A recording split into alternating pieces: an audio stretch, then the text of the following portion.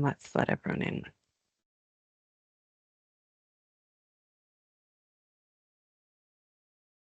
All right, welcome everybody to session 4 of our Research in Schools all-day webinar. Session 4 is about supporting refugee and asylum seeker children's transitions to school, and our presenters are Dr. Kerry Taylor-Leech from Griffith University and Dr. Eseta Tualaulelei from UniSQ. Before we begin, I'd just like to do an acknowledgement of country. The Department of Education acknowledges the traditional owners of the lands across Queensland.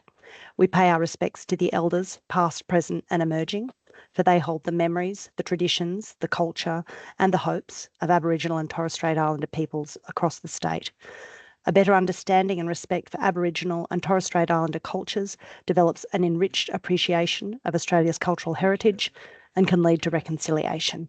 This is essential to the maturity of Australia as a nation and fundamental to the development of an Australian identity.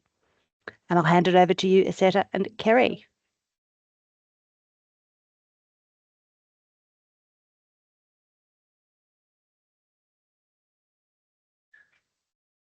Hello everyone and good biggie. I hope I'm sharing my slides with you, and if I'm not, just let me know. In the spirit of reconciliation, our research team would also like to acknowledge the First Nations of Queensland and their ongoing connection to lands, waterways and country. And further, we recognise Aboriginal and Torres Strait Islander peoples as the first educators and researchers of Australia, and we pay deep respect to their elders, past and present. I'm Dr. Eseta Tualaulelei. I'm an Associate Professor in Early Childhood Curriculum and Pedagogy at the University of Southern Queensland, and I'm delighted to be presenting with my colleague, Dr. Kerry Taylor-Leech, and on behalf of Professor Bev Flukiger, who are both from Griffith University. Our presentation, as you can see, is called Supporting Refugee and Asylum Seeker Children's Transitions to School, a collaborative research study. It was funded and supported by the Queensland Department of Education and the Creche and Kindergarten Association, who's also known as C&K, and additional funding was also provided by the Griffith Institute for Educational Research. Now, every year, the state of Queensland accepts 1,800 refugees and around 3,000 asylum seekers, and I just wanted to talk about this a little before I get going with the presentation, because it helps if we know who we're talking about today. Refugees are people who, according to the Convention relating to the status of refugees, these are people who have been displaced from their home country. So this is due to conflict, violence or persecution. Asylum seekers are those who are seeking that refugee status, but their claims are still being determined. So prior to arriving in Australia, some of these families may have experienced or witnessed violence. Their families may be separated. They may have travelled long distances and across one or more country borders. They might have also lived in refugee or other humanitarian camps, and they might have been detained in immigration detention centres. So the motivation for our study, it really came from our research partners wanting to know about any unique challenges that these groups faced with transitions into early childhood education and care, or into the first year of school. Now, Kerry and we had already done some research with migrant groups, specifically Pacifica populations in kindergarten. So this project was a natural extension of that work. With our research partners, we formulated 2 research questions, and each one had a specific focus. So the first research question was, what are the experiences and perspectives of refugee and asylum seeker children and families as they transition from kindergarten to school? And we wanted to understand these so that their accounts could help inform education and care. Our second research question was, what system and educator supports can assist refugee and asylum seeker families to access and engage in kindergarten and help make a positive transition to school? So to find answers to these questions, this is how we went about it. We did a really comprehensive review of the international academic literature in this area, and we conducted a qualitative study in Southeast Queensland using a strengths-based ethnographic approach. Involved in our study was an expert advisory group comprising a senior member of the Department of Education, representatives from Multicultural Australia and Access, and these are specialist organisations that run humanitarian settlement programs. We had a C&K expert in wellbeing and inclusion, and we had a specialist in trauma-informed education, and we'd meet with this advisory committee every quarter as we were doing our research. We gathered our data between October 2021 and July 2022, and through our organisational partners, we were quite fortunate to connect with 10 children and their families who had refugee and asylum seeker backgrounds. Now, the image on the bottom of this slide, it shows that our research began in 2 kindergartens, and we were going to follow these children wherever they went. They ended up going to 7 different primary schools, mostly based in the Logan area, but one out here in the Ipswich area as well. We interviewed the families and the educators, we collected teaching and learning artefacts, and we observed the children and the educators interacting. And all this data were analysed using thematic analysis.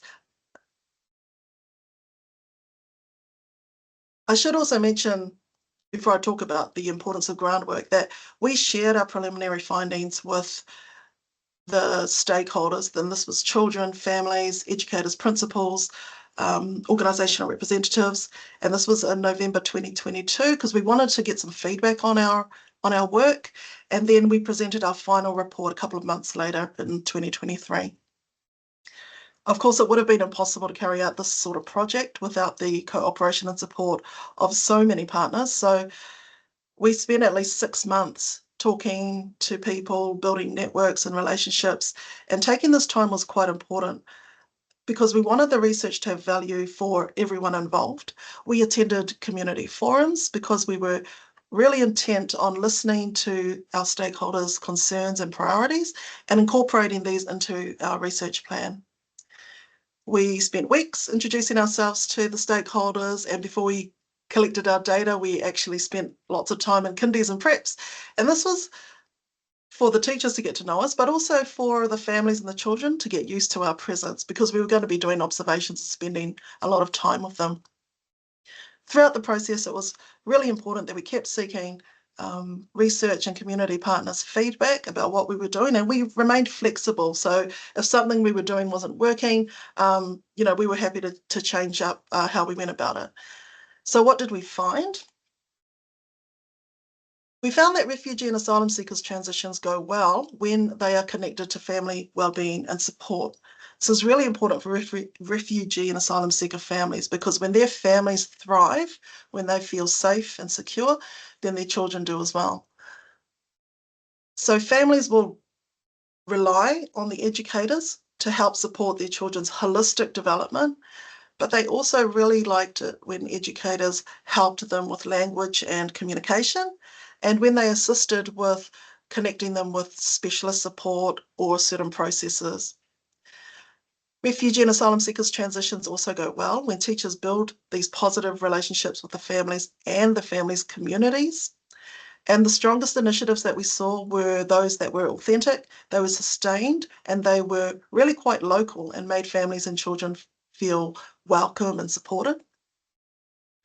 Transitions go well when families get support with things like paperwork and enrolment or homework, because sometimes the technology and the language demands, they can combine to make something like the enrolment process, they can make that really overwhelming for refugee and asylum seeker families. Teachers also told us that they wanted to get systemic support for professional learning. And so every teacher we engaged with was very keen to know more about things like the needs of refugee and asylum seeker learners, trauma-informed practice, and engaging families, especially those that were hard to reach. And lastly, we heard from teachers that the transitions went well when they aimed to enhance their learners' strengths, abilities, and potential, and this is something that teachers do anyway for a lot of their students. What the families valued, they really needed support, for example, in terms of their child's language literacy and numeracy development, which parents couldn't always give because they might have had English as an additional language, or they might have had access or technology issues. One issue that came up, as I mentioned on the last slide, was homework. We had a parent at the when we presented our preliminary findings, she said to us that she wasn't sure how to help her child with homework. And this was in November, so at the end of the prep year. So maybe some more explicit assistance for parents with helping, how do you do homework? How do you assist them with certain tasks and so on? And of course, parents appreciated any support they could get with managing the transition to prep, such as pre-prep programs or the enrolment and paperwork help we mentioned previously. They valued having reassurance from support services, and they placed quite a high value on their own community networks, which is why it's important for teachers to make these relationships with the families, but within the families' communities as well. And of course, families valued positive relationships with teachers. They relied on teachers for to hear about things in a way that they could understand. So I remember the transition statement, for example, between kindy and prep, very important for all parties involved, but a parent can't sign off on it if they don't understand what's in it. So they need educators to sit down with them and actually talk them through what's been reported about their child to the teacher that they're transitioning towards to. So we saw so much evidence of partnerships as models of good practice. In terms of multilingual and multicultural awareness, we saw educators partnering with translators, bicultural support workers, or even having staff that spoke the predominant community language. Another benefit was in enhancing community networks. So we saw these little educational villages where community hubs would work really closely with kindies, and they'd work really closely with schools. And there was a lot of cross communication happening and collaboration just to ensure that transitions were happening smoothly from place to place. And this ties in with the benefit of working quite closely with local community services like KU, the Benevolent Society, and so on, and referring families to these where necessary. Now, we did have one unexpected finding. The academic literature had led us to believe that trauma-informed practice would be quite prevalent or necessary to pedagogical responses for these children and families. But what we found instead was a slightly different perspective. And you can see here a quote from one of our parents. She had just been told that, well, it was me, I told her that we're never going to reveal your child's your child's identity, because we're going to, blur all the photos, and your child will never be able to make the connection between their childhood and this project. And so this is what the parent said to me, and I'll just pause to give you a couple of seconds to read their quote, which is at the top here.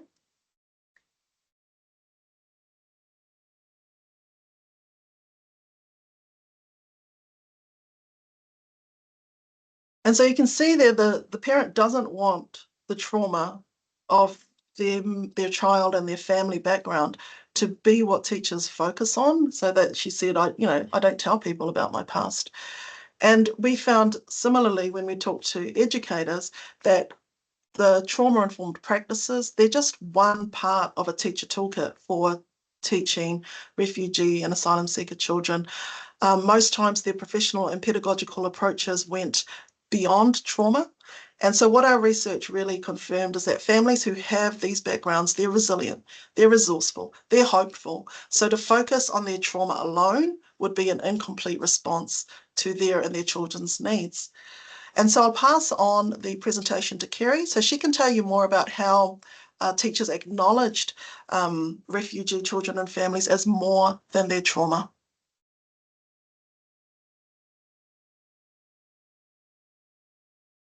I'm not seeing the slides, so I can't actually take control.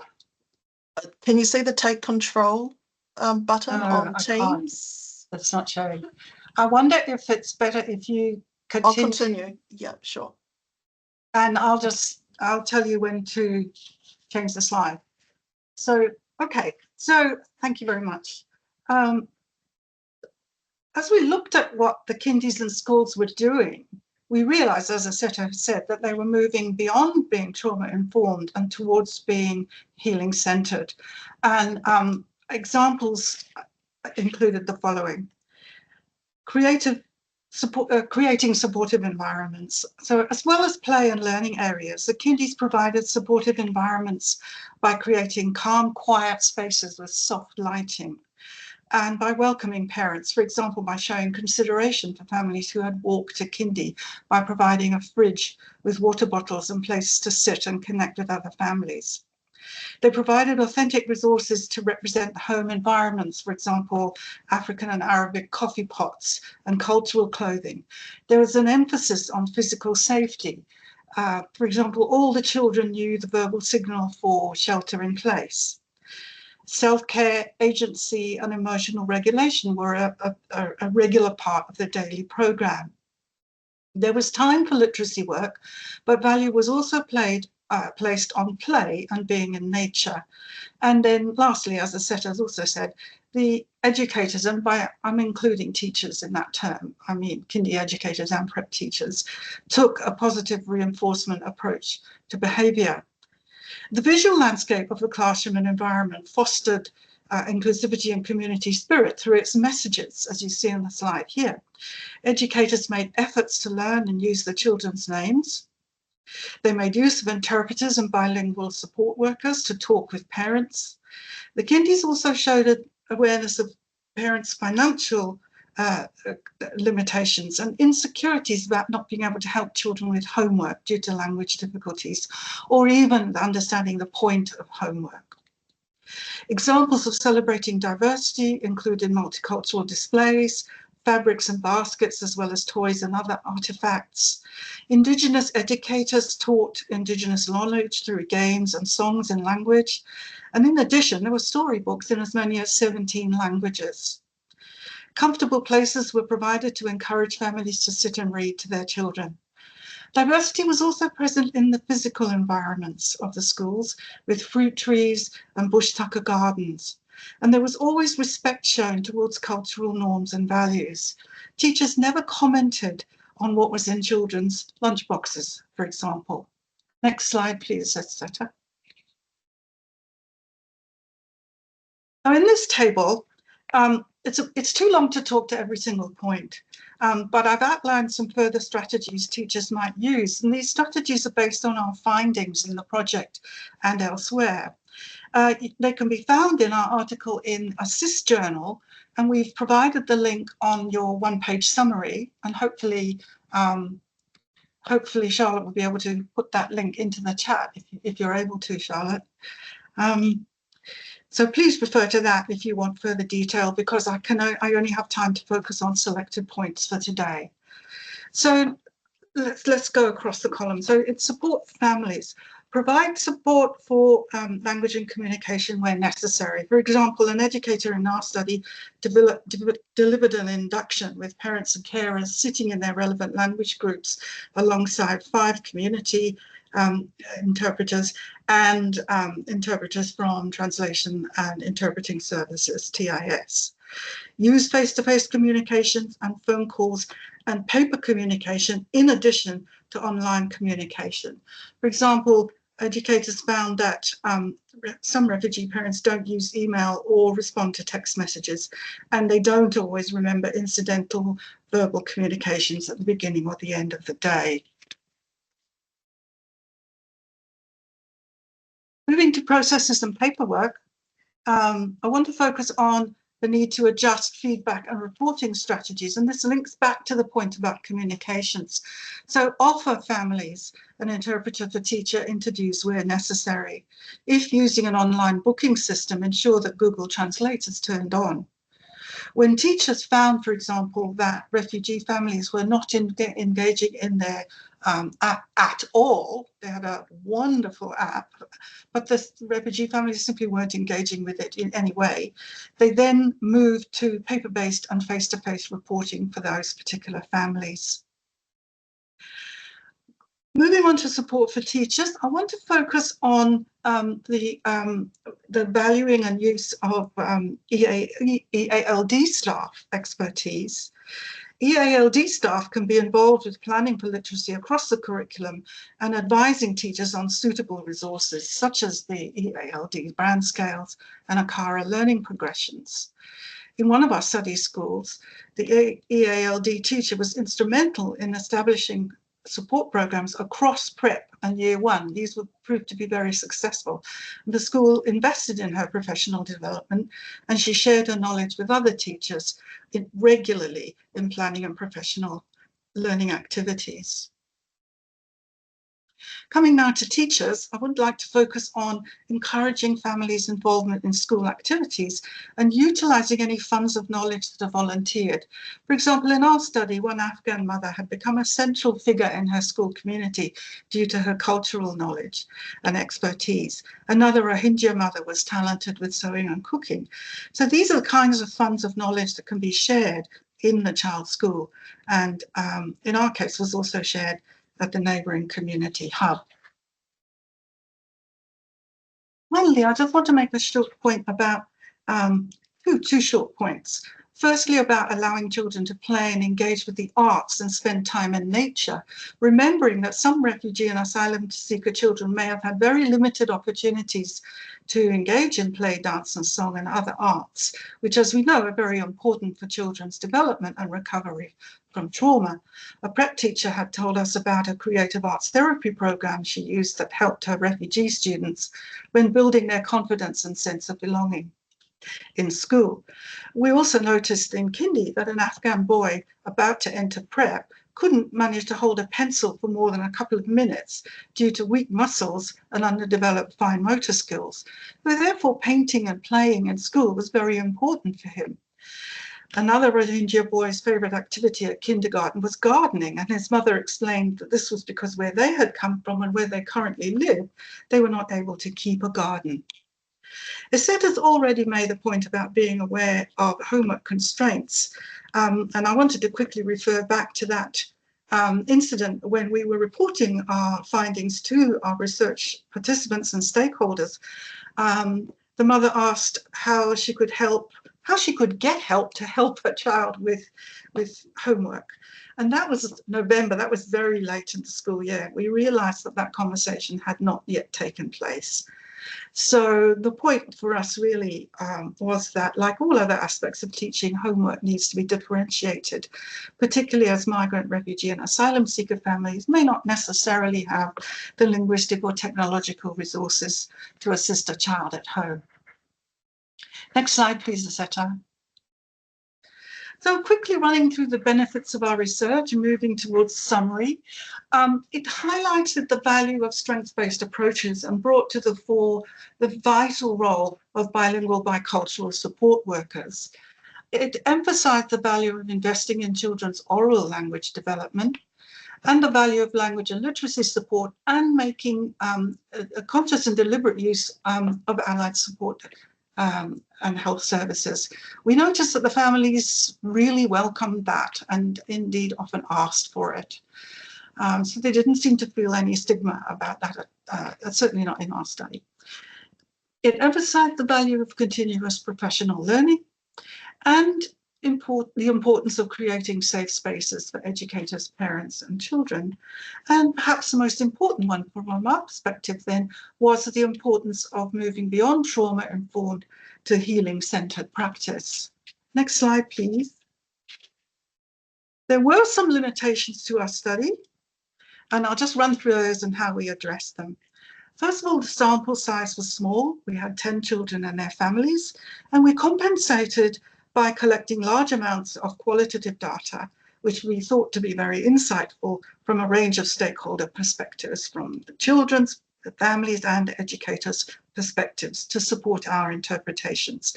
The purposive, deliberate nature of our study, our sample, also ensured that we were able to collect information-rich data.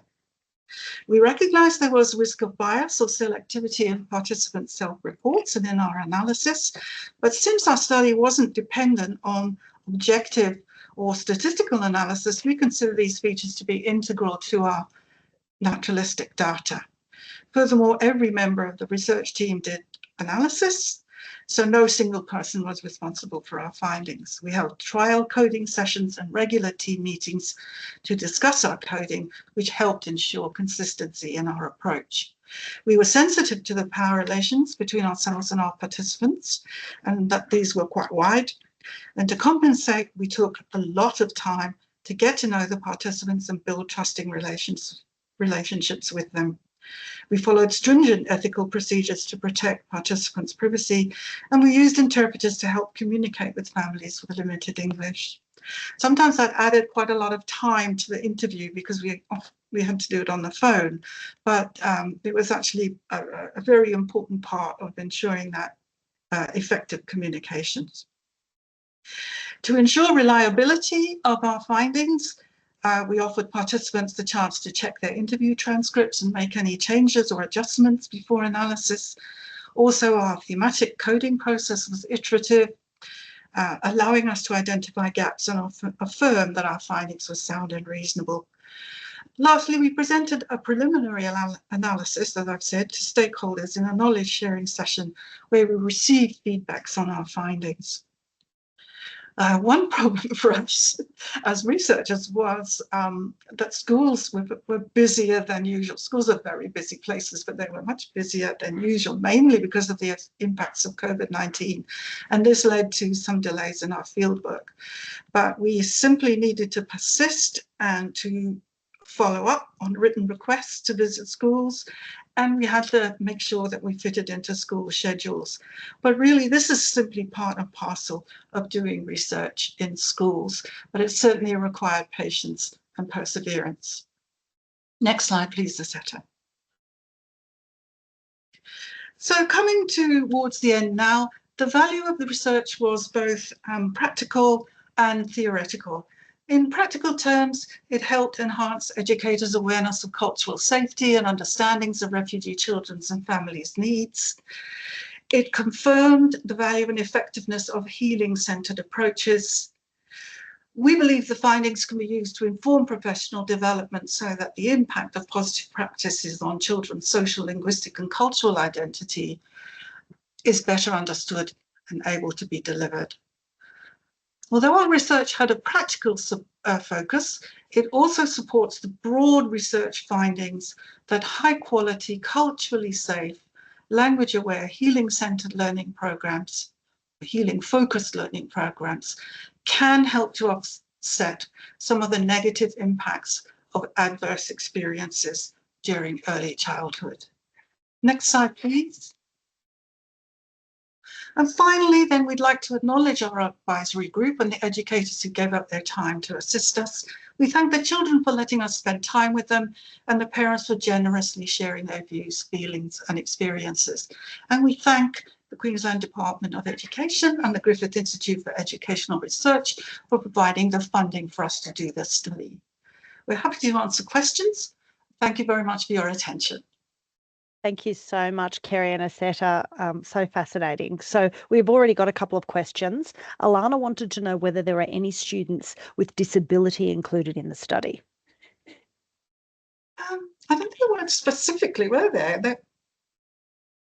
No, not specifically. So we worked with C&K, and C&K chose the students who would participate and the families who would participate. Yes. So we weren't involved in the selection of the students. Process. And it just happened that the students that we had, Kerry, one of them did have an undiagnosed, according to the educator, an undiagnosed condition, but nothing on record. So and can I just mention that part of that, the reason for that is that when educators have suggested that asylum seekers and refugees follow a referral to a specialist, they're a little bit hesitant because they don't want it to affect their applications or processing for becoming a refugee.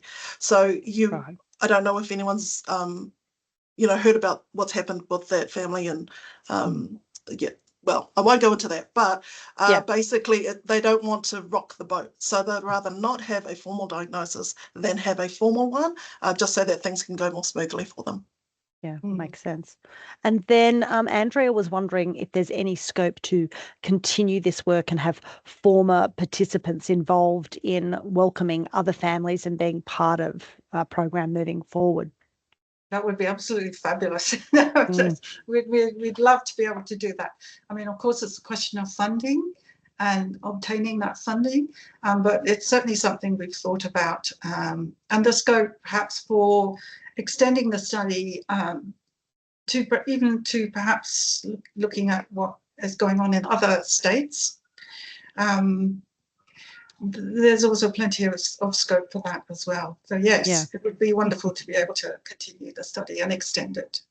And Karen mentioned how interesting it would be to see if the findings were similar to the transition from primary to secondary.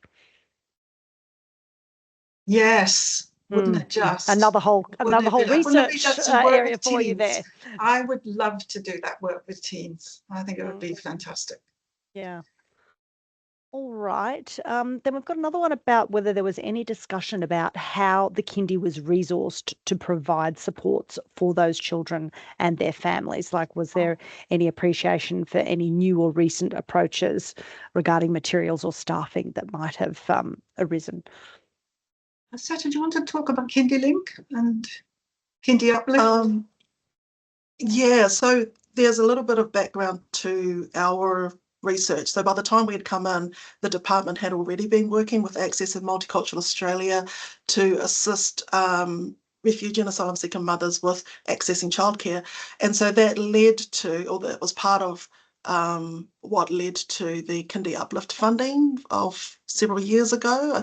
Someone from the department can confirm the year of that. But yeah, so that was part of that initiative. And so by the time we had come in, we were helping to sort of see how that first year of funding was going and to see whether some of those initiatives were working.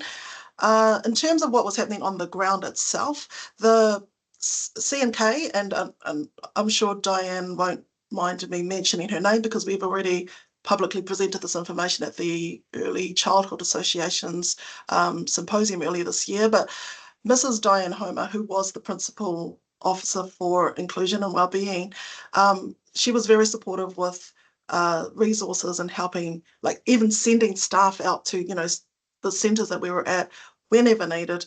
And the resources that they had, right, Kerry, were moral, they were ethical, they were financial. They had, as Kerry had talked about, financed the new furnishings for every centre. You need, what is it you want to do in your centre that can help your families, and we will help you do that. That was sort of the attitude that we'd taken. And I know there's probably people here who can better speak to that, but it was just a really supportive environment all around, so that the staff at the kindy level were really well resourced. Now, going to the prep teachers was a little bit of a different story because there was a little bit of a different emphasis. Sometimes the prep teachers weren't aware of who in their class were refugee or asylum seeker students because that information is not available for them on One School. They were not always aware of the children's language abilities, and that was something that they wanted more professional development in, like how to provide that English as an additional language and dialect support. So I guess because of the differences of the context, there were different levels of support, whether they were kindy or in prep. Yeah, so that's what I'd say for Jacinta's question. I hope that answers it, Jacinta.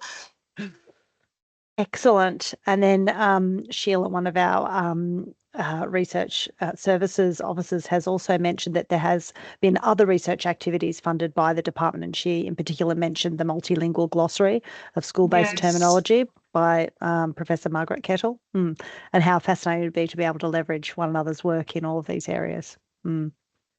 Yes, lots of scope for further development. Yeah.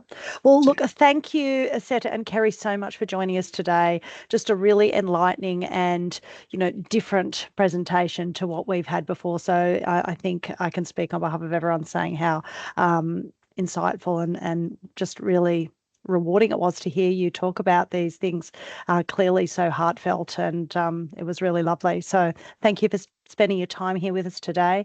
Thank you everybody for joining us. We've got a couple more sessions left today. We hope you'll all continue to join us for future webinars and face-to-face forums so that we can continue to share the wonderful research that is happening in Queensland schools.